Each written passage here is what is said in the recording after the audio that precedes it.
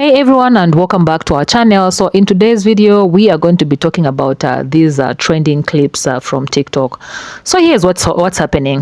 The Latino community that supported Trump is facing a major wake-up call right now. Okay, they're crying, guys. So some of them stood behind Trump. Okay, it's not all of them, some of them, thinking that he would make a real change. But now there's something shocking, not really surprising, that we need to address, that I need to talk about. Okay, it's none of our business, yes. So here's what's happening. So Trump has picked Tom Homan as the new border czar, a man who has made his plans clear. He's talking about mass deportations with no exceptions. When asked if there was a way to avoid splitting up families, his response was very blunt. The whole family should be deported. You know, that's the type of people that they voted into power. So I've got to ask, especially to the Latino community who voted for him, like most of them voted for him, why didn't they listen to black people? Or why didn't you listen to other communities like black people? Was this worth it? Guys, I've gathered a few clips to shed more light of what I'm talking about. So I need you guys to listen to these clips. If you've got anything to say, you can leave it down below in the comment sections. Okay, comment section. Okay, so let's watch this. Are you planning on deporting American citizens?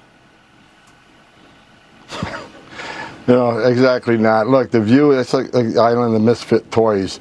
They don't know what the hell they're talking about. President Trump has made it clear. We will prioritize public safety threats and national security threats first. And that's what the focus will be. And there's over 1.5 convicted criminal aliens in this country with final orders removal that we're going to be looking for. There's thousands of gang members, illegal alien gang members we're going to be looking for. Now, I'm going to say, if you're in the country illegally, you shouldn't feel comfortable. Absolutely not. I won't feel comfortable if I'm in the country illegally. If I'm in some other country illegally, I'm not going to be comfortable. You shouldn't be comfortable either, because when you enter this country illegally, you have committed a crime. You are a criminal, and you're not off the table. He is what every undocumented immigrant in this country fears the most.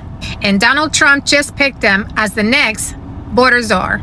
And although it is true that he plans to do mass deportations of anyone that already has orders of deportation, anyone that failed to appear in front of an immigration judge, anyone that has committed a crime here in the United States, or anyone that has crossed the border more than once, meaning they were deported back to their country and now they're back in the United States. Tom Homan says that the very first group that are going home, the 1.6 undocumented criminals that are here in the United States. But there's also a lot of speculation that Tom Homan will be deporting U.S. citizens. That's simply not true. He says that that's a rumor that someone got started, but his priorities are those groups that I just mentioned. So how is Trump planning to pay for all of these mass deportations, you may ask? It's called self-deportation. That's because of the 11 million people that are undocumented right now in the United States. Most of them pay taxes. And the United States knows exactly where they are. And they're going to start receiving letters from ICE, giving them an X amount of time to pick up and go. And what people are not going to want to do is suddenly being picked up by ICE while they're at work. Because it gives you no time to go to the bank. It gives you no time to sell your house, your vehicle.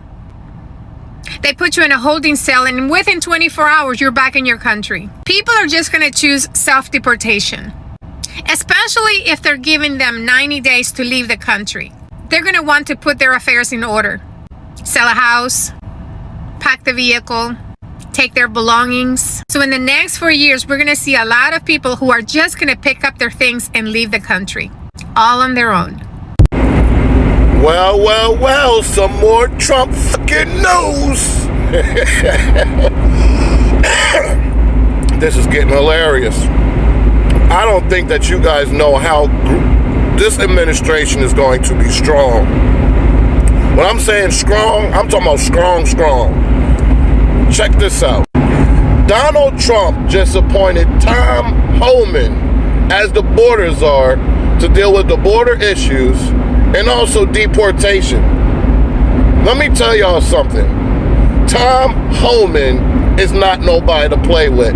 More than likely, the liberals are going to be like, oh my gosh, Tom Homan is going to be Donald Trump's gobbles. Yeah, He's going to be gobbles for Donald Trump. This is what the liberals are going to be saying next. Mark my word, I called it before it happens.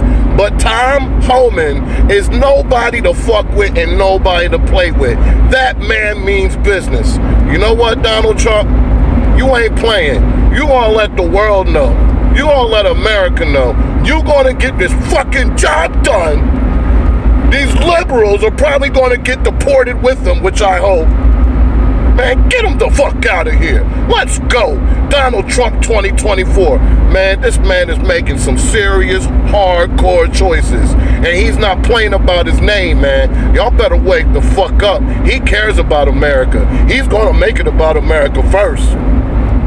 He's going to let y'all know what it looks like to be an American and how privileged and blessed you actually are. And he's going to clean this nastiness up.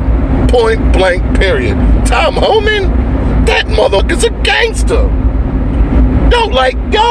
I wouldn't even want to fuck with this mother. And I'm petty as hell. Tom Homan, oh boy, y'all don't know what's coming, America. It's gonna get real in here. This shit's gonna get cleaned up. He gonna drain the swamp, and all of you mothers is gonna be big motherfucking mad from those people that's on the left. Let's go, Trump. Keep doing your thing. My man is doing big moves before he even got in office. Y'all better buckle up your seatbelts, because y'all going to have a lot of hurt feelings. Let's go! We have another update about Donald Trump's mass deportations. And this time it's from Fox News. I do want to say something, though, about Tom Homan. So for everyone who said Trump doesn't know what Project 2025 is, he just put a key contributor in charge of this. And Tom Homan was interviewed on 60 Minutes, and he was asked, is there a way to carry out mass deportation without separating families? And he said, of course there is. Families can be deported together. He also said that it didn't mean if someone was coming to be, quote unquote, rounded up and grandma was in the house and she's undocumented, that it didn't necessarily mean that grandma wouldn't be taken to. And you can say Donald Trump has a mandate till you're blue in the face. Taking grandma is not what people were voting for. They were voting for criminals to be kicked out of this country.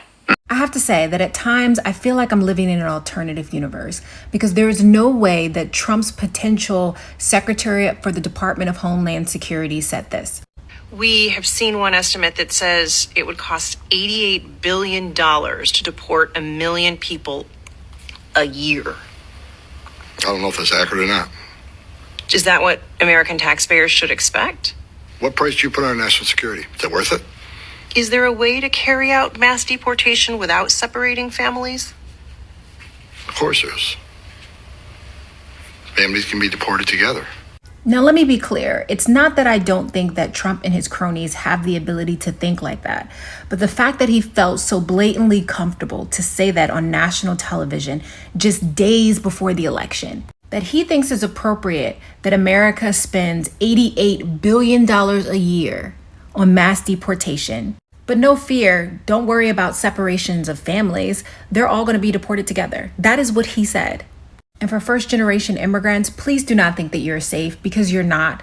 Trump and his cronies believe in abolishing the birthright citizenship, even though Trump is an example of birthright citizenship. Both of his parents were immigrants. 44% of farm workers in the United States today do not have green cards and are working illegally. More than 50% of the farm workers in New York State are working illegally. United States farms contribute over $1 trillion to the U.S. economy. You want to know the fastest way to a recession and everybody eating canned tuna and Chips Ahoy cookies? Deport all the undocumented immigrants, including half the farm workers in the United States. White man, white woman, and Latino man handed Trump the presidency. So Latino men that voted for Trump, we gotta talk. If that man goes through with the promises that he's made, like mass deportations, like denaturalization, aggressive border policies, attacks on reproductive rights that could affect your mothers, sisters, and daughters, then I hope that you stand on business to support your family and the community that you claim, in the same way that you stood on business to support this man. That's it, that's my commentary. Y'all keep saying that familia is a core value for you, so stand on it and show up. To all you brilliant Latinos for Trump, I want you to take a quick peek at this tweet up here and tell me what you think denaturalization means. You can look it up, but you shouldn't have to. It's pretty self-explanatory. Now, a bunch of you are probably going to be like, they can't do that. That's unconstitutional. Tell me, who's in charge of upholding the Constitution? I'll give you a second. If you said the three branches of the government, ding, ding, ding, you're correct. What do you think happens when you fill the presidency and those three branches with people who think like this? You did not think this through. And we're all going to pay for it. Evening, ma'am. To answer your question, what you get when you put people who think like that into all three branches of government is a very large, diverse group of folks trying to make sure that the folks coming into our country and have gotten here and gotten naturalized were actually supposed to be here to start with. The program that you're speaking of, while it was by a different name, has been around for a little bit. Now, I work for the government, okay? Now, I don't work for this particular department, but the program that you're talking about started under Obama, and it was called Operation Janus. Now, it's the same program. Some call it a project, some call it an operation. Some didn't classify it at all, but it just fell under DOJ and Homeland Security. But we'd had this program for quite some time. Obama just made it its own department. And like I said, under him, it was Operation Janus.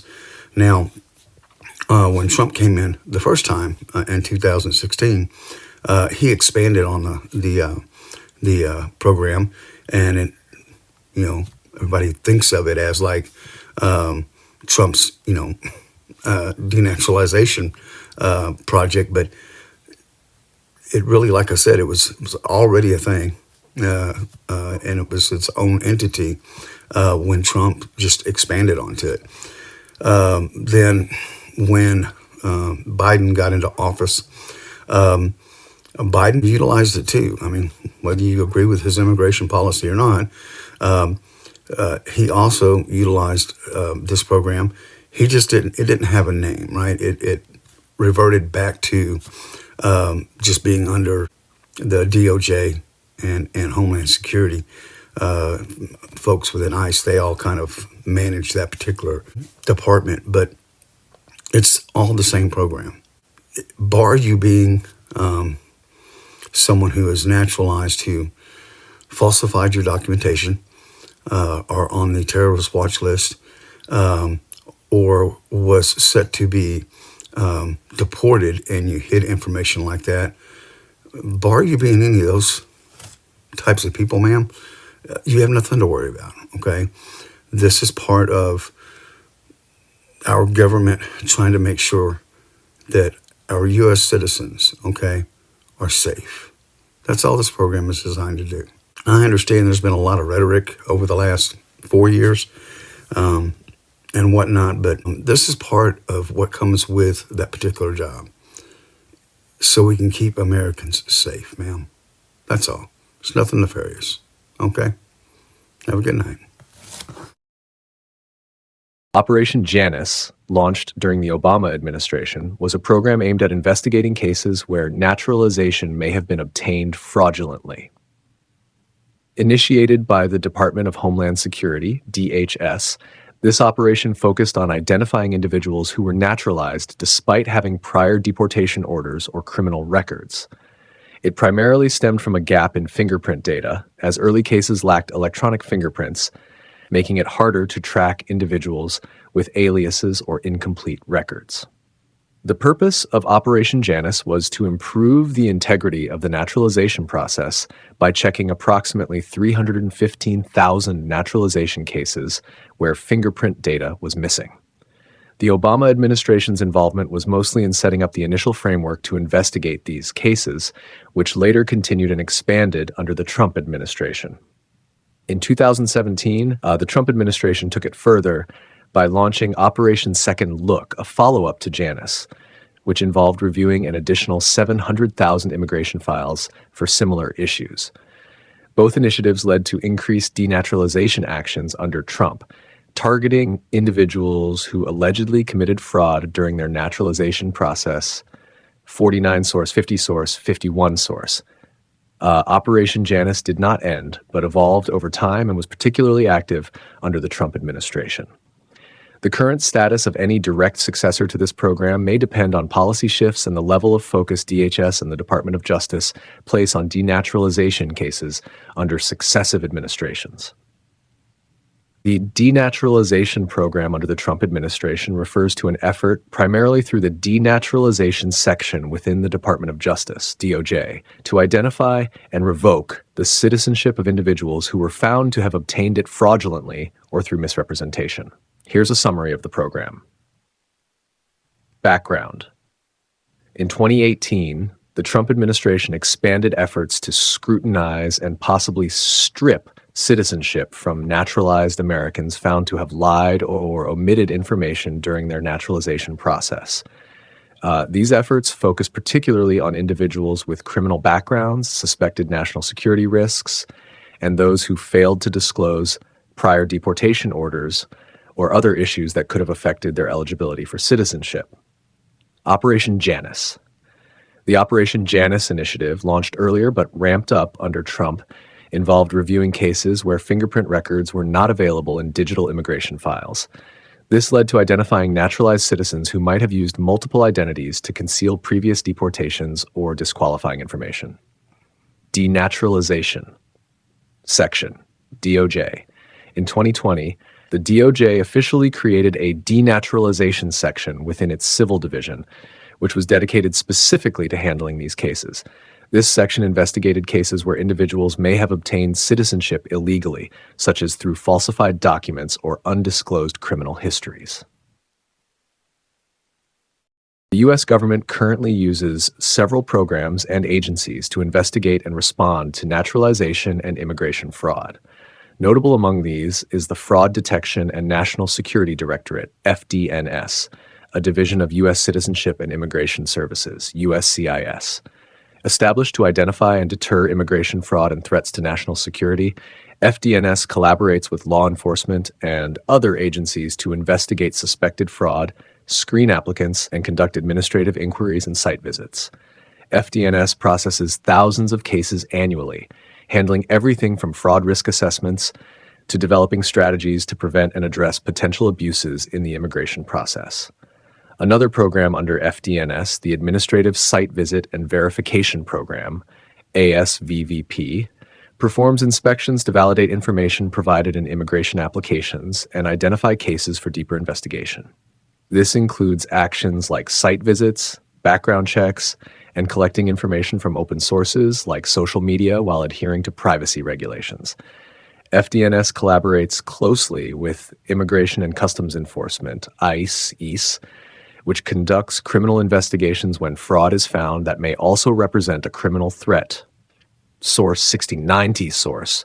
The agency has also adopted various anti-fraud technologies and strategies in recent years, aiming to improve efficiency in identifying and investigating fraud risks. Although FDNS is currently the primary unit for these investigations, ICE and DACE also contribute resources and expertise to combat immigration fraud and safeguard the integrity of the U.S. immigration system. To the Latinos for Trump crowd who voted Republican this year, I am very confused. Trump wants to get rid of birthright citizenship, meaning that if you were born in this country but your parents were not, especially if they were undocumented, you no longer have citizenship. Hello? What? Why would any of us want that? All right, everyone, as we wrap up, my brothers and sisters, my Hispanic brothers and sisters, let's take a breath, a deep breath, okay? Okay, all right. Let's get relieved by at least one small fact. If you are a U.S. citizen by paper, you will not be deported, okay? At least for now, okay? Let's wait for whatever is going to happen as Donald Trump really steps into office, okay? Yeah, but this is the reality we are in, like you guys are in. We just have to wait until Trump is officially in the office again to see how things unfold. Now, one thing that really hits about deportation that you really need to know and prepare yourself for this kind of, thing. When it happens, you should know that there's no time for you to go to the bank. There's no time to sell your property. There's no time to prepare. Just like that. Everything you've built is out of reach. Just like that. You need to prepare yourself for this. But there's something else to keep in mind. You need to know this. There's talk that some people may be given the option to self-deport themselves, like a 3 months period that you need to deport yourself. I know that sounds strange, but it means you would have some time to sell what you can or make plans before you leave, right? Still, it's a scary thought, right? I'm not here to sugarcoat this. I'm calling it as it is. It's about to get real, guys. And on behalf of the Hispanic community, and we're talking about nearly 11 million people, this is a truly difficult moment. And according to sources, Tom Homan, the man Trump has chosen to lead this, is all about business. What he says goes. So let's just say it's about to go down, guys. And this is just this isn't just talk. Deportation is going to happen whether you like it or not, because Donald Trump has not kept that a secret. And as hard as it is to say, there's nothing anyone can do about it at this point. He's already a president elected. But here's the thing. If you're one of the people who might be affected by this, I want to help. I want to share some survival tips so you can be prepared if you ever find yourself having to go back home. Okay, so let's get into 5 things that you can do to survive and rebuild if that day comes, because let's face it, even if the circumstances are out of our control, we can still prepare, right? So here are some of the tips that could make a difference for you and your family if deportation becomes your reality. Okay, so the first thing you're gonna start with is reconnect with family and connect with family and community networks. So if you are headed back home, the first thing you want to do is reconnect with family or trusted friends. A strong community network can give you a safe place to land and a foundation to start rebuilding from. Look up local community centers, organizations back home that help returning citizens. Many will offer guidance or support. Number 2 is leverage any skills or experience. Use the skills and experience you've gained in the US, whether it's farm work, construction, or customer service. Those skills could open up job opportunities back home. Sometimes even basic English can be a skill that others will pay for. You can be an online English teacher. You use the same English that you learned in the US, to make some money out of it. So think about ways to use your experience as a means to start earning right away when you go back home. And number 3, plan to access basic services quickly. Once you arrive back home, wherever you go, you'll be deported to. Immediately look for ways to access healthcare, food, and housing support. In some places, there are government programs or NGOs that can help people returning from abroad. Look into these ahead of time if you can, and prepare to get your essential needs in the place fast before you leave, before you get deported. And number 4, consider setting up a small business.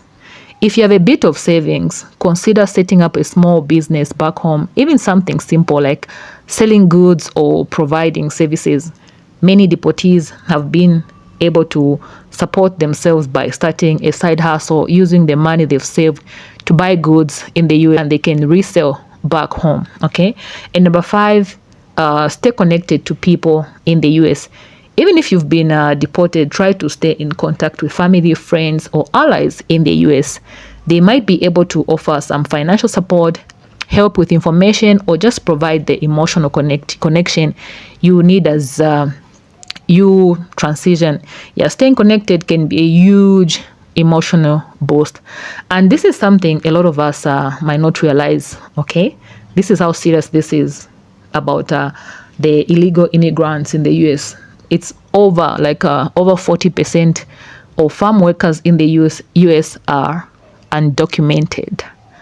Think about it. If a deportation happens on a large scale, it's not only going to shake up families, it's going to have real effects on the US soil economy as well.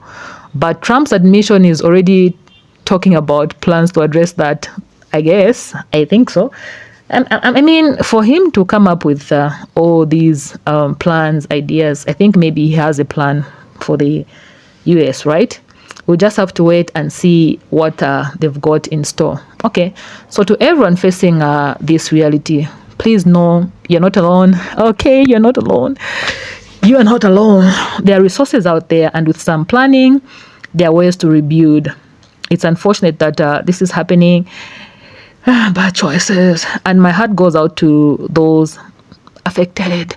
Okay, hang in there. Prepare now, and know that we're here to support you, each other, however we can. Okay, yeah, so I hope you got one or two things from that, and hoping you put that into practice. It's not too late. You can still make it in your own country. You can still make it. You can build yourself in your own country, just like you did in the US, possibly. Okay, and I think we've come to the end of the video. You guys, make sure you like, make sure you engage, leave your thoughts, leave your comments in the comment section down below to make this video go a long way, to make this video reach a wider audience. Besides that, otherwise, I just want to say thank you for watching this long video. I know it's not easy to watch long videos, and I don't take that for granted. I'll see you in my next video. Please stay peaceful.